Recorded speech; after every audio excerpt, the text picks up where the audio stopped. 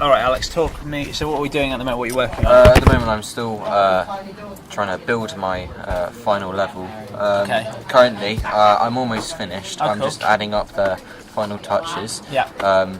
So I've had it. I've got it playable at the moment. Yeah, let's have a look. Oh wait, what is it? This is why I said it was a bad time. Let me just rock it back a second.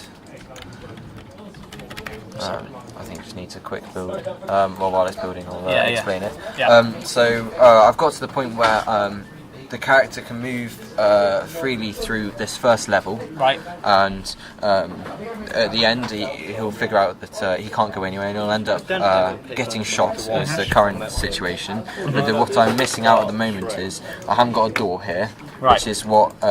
You'll have a cutscene and then you kind of look at the door because that's where the police will kind of like bash the door down and then that's where all the action starts. Yeah. So I'm currently modelling the door. Right. But so that's got to be an impressive animation. Is it? It's gonna. It's more the effects and like the. So I want to have like people coming through it. Even though it's going to be quite hard to do that with the time I've got. Definitely. I think that at the moment it might just be doors open, loads of smoke comes through, and a few guns fire. Yeah. But yeah, that would be nice. I think realistically, in the time frame that we've got, I think that's going to be that would be adequate. And like you say, if it's like gunfire, audio cue, and then something like it's it really just fades simple. out. It's really simple to make. The biggest problem that I've got that isn't an easy fix is all this free space I've got in the middle. Yeah. But like I was saying, I wanted to need 3D scan myself to Yep. make a statue or something like that. I still think I'm going to do that. Yeah. But I'll just let it encode its textures. But up here above the door, I think I'm going to have like my head like looking down here, and I'm going to have like a banner saying that everyone's watching you and things like that. Yeah. It just gives it a bit more like character. Even though there's not much here, I can throw a few random assets in there that's going to make it look a little bit. Yeah, I think it's thinking about just making, because this is really densely populated, these sections, which is really nice. And I think it's about, like, again, if you look at games where, if you'd imagine that some action's going to take place here in the future of the game, putting assets that would be like cover assets in there. So, you know, if you put barriers there, or again barrels and things like that, that would imply that's where some action's going to take place as a player. That you would then, you know, if it's a shooting scenario, that you would then be engaged in combat down here. That would make sense. So you sort of read it like that as a player. But yeah, no, I like the idea of having the scan of yourself up there. That sounds like it'll work. So it's playing now. So this is the cutscene, the first cutscene. Right. I had it just a video texture playing. Yeah. So this is the matinee now instead of this. Yeah. Sequence. This is I couldn't get a sequence to work. It just this works. It made it so that the video texture would freeze up. Right. And I couldn't do anything about it. So we have audio here. Or is it just like standard keyboards? I haven't got any audio for this video. I've got background audio. So like humming engines. You can take a listen if you want. Yeah, definitely. Yeah. So you've already implemented that. That's good. There's nowhere near enough audio that I want to be there, but it just kind of like quickly sets the story. Like you're thrown straight into this situation where you've been relieved of duty from the authorities, and you've just been told by an anonymous or an unknown source that they're coming for you. Yeah. And so when you drop into this, you're obviously not going to have this gun. It's not for the preset. it's for testing, but you'll start off in here. And this is looking really nice. The lighting is really, so these sorts of lights here are all that you've created and put these are textures. I used lighting textures. Brilliant. And so I just had a small box, so like it looks like a little light or something.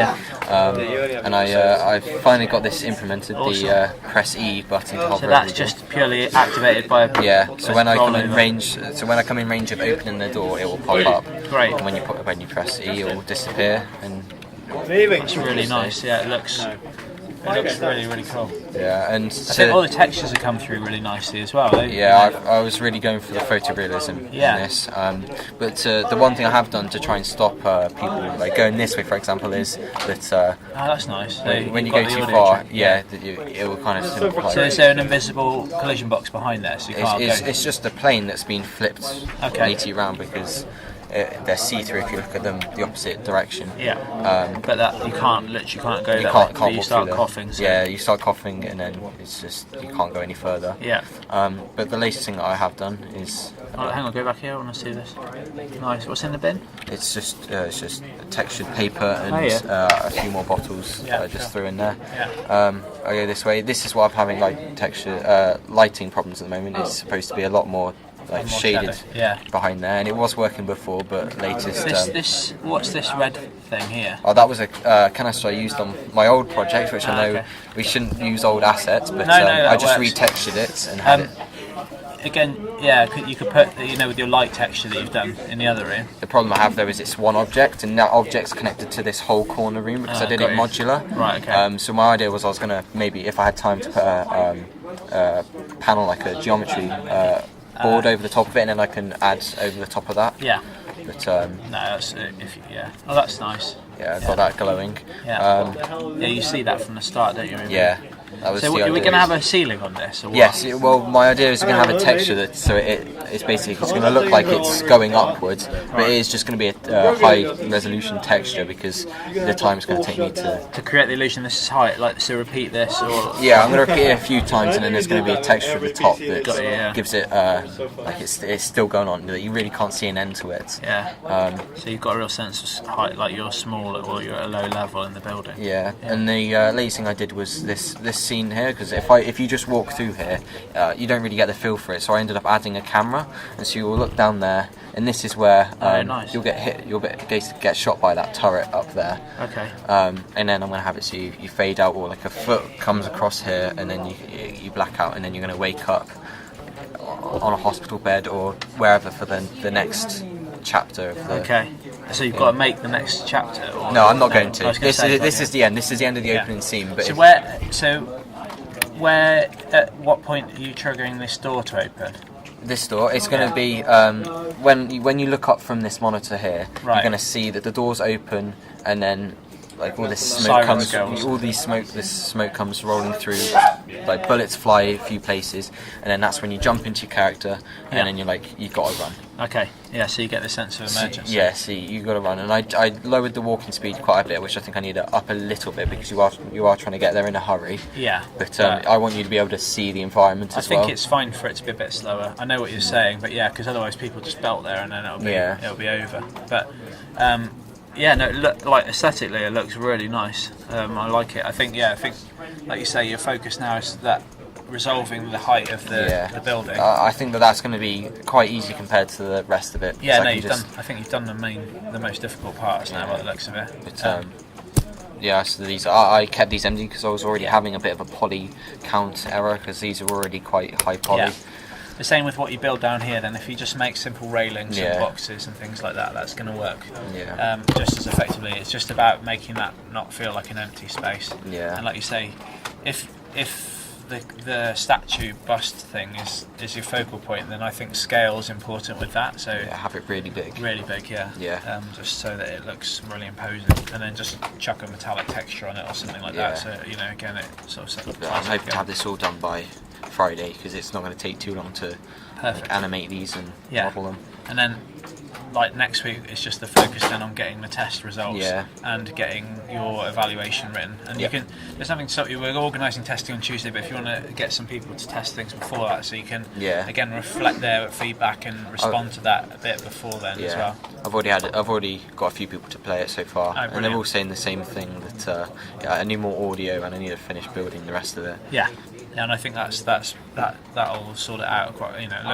It looks really good. I think your attention to detail, lighting, and that's your thing. Is you're you're quite fastidious with those details. Yeah. And that's coming across really well. I think it's just mainly about just tying it all together now. And you want that door to be something really it needs to look really meaty because it's a big space. Yeah. If you're going to fill that whole thing with a big set of double doors. It's going to be cut down to about there, but it is going to be a big door, and I will have it. Yeah. like the project we had a while ago, that vault door type thing. It's going to be quite a lot of like small parts that move, and then it's going to And again, because you know how to now do the emissions like with the gas stuff, if you make it so that if you make it black behind the door and make the smoke come up so that it implies something, and then maybe some coloured lights spinning or something there, so it's just giving that sense of a hazard. If it's like your red flashing lights, so again looking at those visual triggers that you have in games, and again that should filter into your research when you look at games, when you get that sense of emergency. It is audio, but it is it's the lighting and everything. Lights and the noise. You might hear shouting and things like that. So great. No, it looks fantastic. I think that looks really, really good. You've done a lot of things. You've had a lot of issues, but there's a lot of problem solving and a lot of independent development that's gone on to get to that point, which is fantastic. Great, so let's have a look at this then. So the content, I haven't really done much more because I have 2 games that I've evaluated. Is your proposal on there, on your context page? And is it complete? Proposal template. Click on preview if you view it from preview. Does that scroll? There was a big GTO. So we need to fill in. This looks filled. That just the bibliography. So it's even at that stage, it's potential reference sources. Now you've obviously looked at lots, so you can add some actual sources in there, but that needs to be updated. Okay. And also the SWOT analysis stuff that Owen did with you. So your strengths and weaknesses. You might have got it somewhere else. I haven't played GT anymore. I only played it No, it's not up there, but that needs to be under context. So as you're establishing at the start of the project what your strengths, weaknesses, and areas for improvement are, and all those kinds of things, and then focusing on that in this project. Research then. So research. It's all the same up here. Got the Art Stars Mind Maps. Yeah, we saw this before. It was. You added to historic stuff. So I think it was here. I was also looking at Homefront Revolution. Because I liked the fact that it was a destroyed city and they still had the bits you could see that were very militarised. And that's what I was going for here. So you can tell that it's well kept because it's a military or a big company that's holding it. So I was like, I'll take that as inspiration. But I was also looking into the history of anarchy and how like where it like came from and what influences it. And it was at first I saw it was ancient China tradition. I'm not going to try and pronounce that because I'll butcher it. But it was basically that everyone lives as equals and you don't follow the set rules that put people down. And then another one that I looked at was William Godwin, who was like the first, as people would say, good anarchist, because he kind of brought the end to slavery. And so he didn't think that the people, like the top dogs, were treating the people at the bottom fairly. Just if it's Godwin, so you need to change that. Cool. So then that's good. So this is just me starting looking at like the research into how games are made. So obviously I had that problem with poly count in Bardois. I was just showing how that they use faces and a distance meter to see, like you'll have like one poly iteration and then a higher when you get closer. I think that was like you say, an early example of a problem in 3D anyway that you had. But that was fantastic. The resolution to that is really effective, and I think it looks great in there. It's obviously not as good as your original model, which was insanely high quality, but that's just, that's again what part of the process. You got to suffer a bit for. You have to compromise. And you've had a lot of problems, so those all need to be reflected. But your research looks strong. I think research-wise, a bit more into research of sounds, and there's an artist, I can't think of his name off the top, he uses it's kind of like uses sounds to paint things, and I want to show I really want to emphasize that, because the idea is it's very visual, but you're going to be very dependent on sounds and stuff like that. So I'm going to look into a bit more particularly like the ending when you get knocked down and stuff. You need that real sense of impact, that sort of when you get like ringing in your ears and things like that. They do that a lot in films now, and when the sound just goes from the player's perspective and you just get this that's real what I'm really going contrast. for, because I have like when you walk past the lights you hear like a slow hum of the lights and stuff like that, so I really want it to be really immersive. So that's what I'm going for. Fantastic. Are you going to try and do some of that with your own like Foley sounds, or are you going to be editing stuff? I think I will get a few, but it's very hard to get the type of sounds because an open area like this is very. You have to be in an area like that to get the same type of sounds. Yeah. I think when you're talking about the doors opening, if you're having people shouting and aggression and stuff, you can do that. I can do that myself, but it's usually the things that are like. The background sounds like the echoes you get in a massive concrete structure is very different to get into a classroom or on a school hall. Yeah, no, definitely. But if you can, just try and do a few. What I do, I can. Yeah. But, and those kinds of things might, whilst that's research, technical research, that might filter into your actual practical skill blog. But it needs to, it will be there. Yeah. So. Next one is problem solving. Yeah. I've got quite a few here. I haven't got them all here. No. But the ones that were really problematic. Yeah, a lot to do with texturing is what you had, didn't you, at the start? Yeah, and I haven't gone into much about how that I've had a lot of compatibility problems because I've been between like 4 different versions because trying to solve these problems I've had to play with different versions and different software. Now I've got the problem a few of the models in here wouldn't work at home but they would work here. Okay. So I've had to deal with that and come into college, and if it doesn't work here then I've had to use other software. Okay. But, and again, it's making sure that it's just having the narrative there that when I'm going to assess it, that I can say, obviously I've witnessed it and we've discussed it on a daily basis, but is the evidence there so I can say, Alex has just shown that in his work. So that could be added to a bit more planning production. Still got a download link there, but that's already put on context. Yeah. So it's just. You've got that again. Okay. Yeah, I still need to remove that. Yeah. Concept art. How much there is here? So I was just starting putting the models in and showing what separate models I have and things like that. Definitely, I think because you've made a few assets, even just cluster a few assets together and put them in Sketchfab like that. So it's quite a nice way to show them off. Yeah. And things like putting your original barbed wire into that would be quite nice. I was trying to put it on here to be fair, but I couldn't. I think just having a close up and having the contrast of the resolution and that one, and then like you say your research that showed how it is done in a game. Yeah, that kind of stuff's nice. Yeah, no, fantastic. This is looking great, Alex. And the last thing, I haven't done much on practical skills. I've really just started explaining what I've been using most. Yeah, again, just treat that like a blog in terms of what you've done. You have to go back and reverse engineer it a little bit, or get shots out of here. Yeah.